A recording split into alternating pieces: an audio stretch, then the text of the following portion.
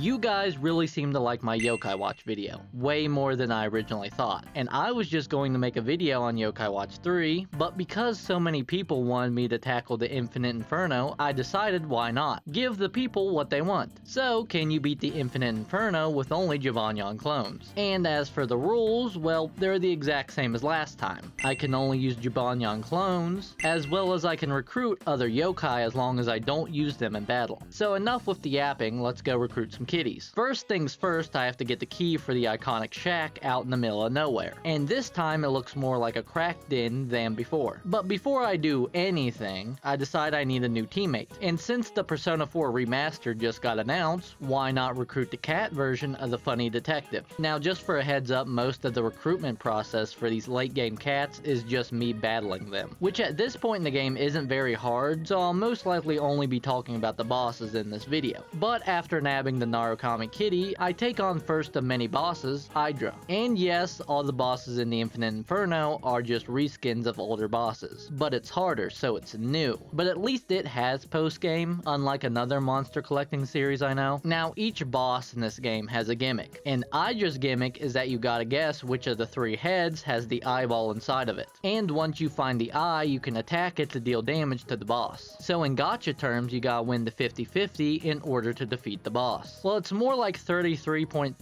33.3, and 33.3, but you get the idea. Now you must be asking, what's your strategy for the bosses in this dungeon? And my answer is that I don't have one. Mainly because in Yokai Watch 2, you don't control the yokai. I can really only do 4 different things, like telling them what to target, charging up their ultimates, purifying their boo-boos. I didn't record the bottom of my screen, so you'll just have to believe me on that one. And finally, I can heal them with a yummy treat. Originally, it was bamboo shoots, but I found out that sea urchin is cheaper and heals a bit better, so I ran with that strategy. The sea urchin strategy. Poke fun at it all you want, but that's how I took down Hydra. And I decided that between each boss, I would go and adopt another cat. So if you remember my first Yokai Watch video, I might have crashed out a little bit upon learning that I could only get Jibanyan in the post-game. Hell, I even went back to the apartments and there's still no quest available. But by talking to the toilet creature, I'm finally able to start a quest that allows me to befriend him. Sure, I have to fight him 3 separate times, but it was well worth it, as he's a real tank of a unit that came in handy for the Hoggles fight. Speaking of Hoggles, it was a bit harder than Hydra, simply because of his attack pattern, because after hitting him, he'll guard his face, leaving his big fat greasy belly open. And after welling on his butthole of a belly button, he'll take a quick breather, and after it's done, he'll unleash his ultimate pot belly boil. So whenever he was about to blow, I switched over to my B team that had Jibanyan so they could tank the hit. And by they, I mean Jibanyan, because he was the only one that survived. But really, Hoggles had nothing else going on. So on to the next cat, Wondernyan.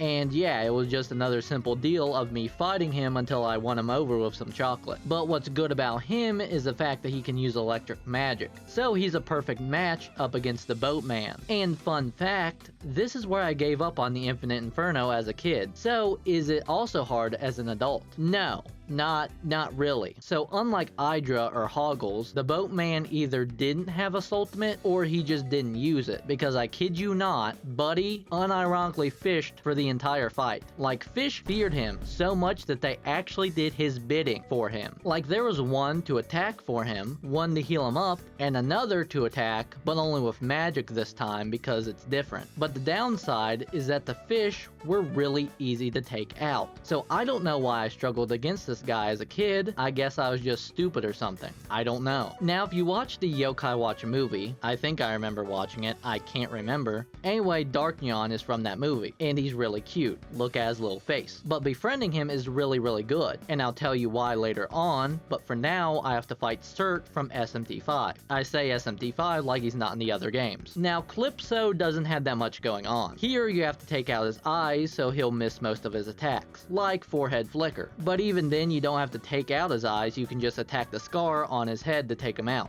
Really, the only thing I have to look out for is Forehead Flicker, because not only does it do damage to my cats, but it also inspirits them, meaning they can't use their ultimate until I purify them. But yeah, Calypso wasn't that much of a threat, so after the battle, I decided to recruit another fruit cat, this time being the Watermelon, because Man, a watermelon. Anyway, the next fight was a bit annoying, mainly because Dr. Jekyll will continue to inspirit my entire party, so I couldn't unleash my Sultimates. And speaking of Sultimates, even his Sultimate inspirits my party. And this is exactly where Dark Neon came in handy, because his ability is to just avoid enemy Sultimates, so he just doesn't get hit by it, ever. And even though the constant inspiriting is annoying, not as annoying as a future battle, but still, it really isn't a problem as long as I can purify my kitties. So once he's defeated, it's on to a new cat, Yippee. And this cat was probably the hardest to get, not because the fights were hard per se, but it required me to fight and befriend 2 separate yokai, as well as I had to get the rank S watch, and that required me to fight another set of 3 yokai. And even though it sounds like I'm kinda complaining about it, it really wasn't that hard to do, so after that I could finally face and befriend Master Nyata. And with him, I take on the genuinely easiest boss fight in this dungeon. Like, the gimmick was to just break the armor and hit the little rat buddy inside. Also, this is the only fight where no medicine was used because nobody went down. And with no other cats I can get that are really unique, I decide to face Squeakster. And if I'm being honest, I really don't know what happened in this fight because of his move, Feeling Dizzy, that inspirits the 3 kitties I have out on the field. And Squeakster really likes going for that move, so most of my focus was on the bottom screen, you know, where I purify my cats. But my best guess is that after hitting his nose tentacles, he opens up his orifice, and then you have to do damage to his the thingy inside. Don't ask me what it is, I'm just as weirded out as well. He also turns red, so that's pretty cool. So after beating the hentai monster, the only thing now standing in my way to finishing this challenge is Wobble Walk. But for the finger quotes final boss, I decide to do the one thing that's now burned into my brain-rotted mind: gamble. Specifically, I was saving my rolls for Golden Yawn. And of course, as always, I lose my 50-50, and this time to Demonia. But then on my last pull, it was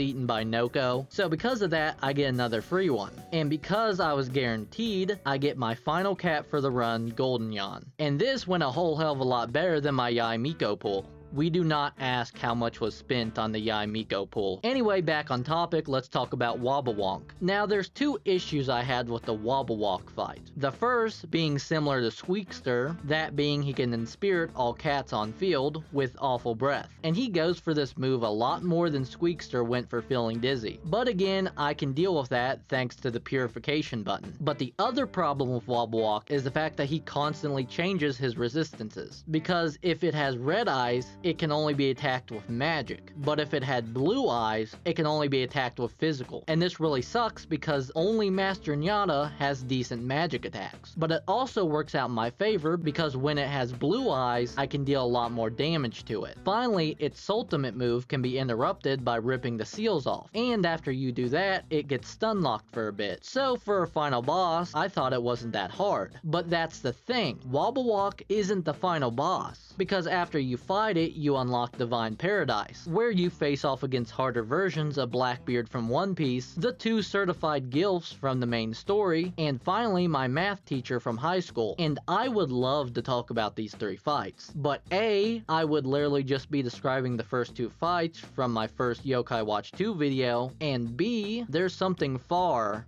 more sinister overshadowing these fights, that being Shiva from SMT5. Again, I'm acting like he's not from any other SMT game. I don't know why I said that. Now, I'm just going to say it. My ass did not beat this fight. The closest I got to beating Cat Cradle was when, on a very lucky run, I managed to destroy 3 of her eyes to stun lock her and get some hits in. Other than that, I barely did any damage. Hell, I went through the effort of grinding to level 99 with all my cats, and that did nothing. Like, I was on the verge of crashing out. Like, I can't do it anymore. I just can't take this shit no more, man. But at least let me explain why I couldn't do it. First, she hits ridiculously hard. Not only is her magic strong, but she has a pretty decent physical strike. And because she can hit 2 times in a row, there's just a chance she can wipe out a couple of my cats in a single turn. And while I do have healing items, they're on a cooldown, so I can't spam them. And the second reason is what made me crash out the most. So you know how both Squeakster and Wobble Walk had a move that inspirited my whole party? Well, she has it too. The problem with her her though is the fact that she also has a move that stops me from switching out my cats, so I can't purify them. But that's not all, because it does suck that I can't use their ultimates and do big boy damage, but what's worse is the fact that her ailment causes my cats to attack one another. Like, I genuinely could not do this fight. Hell, even if I could obtain Sailor Nyan without hacking the game, I doubt she would be able to heal my party fast enough before they all died off. So even though I was at the very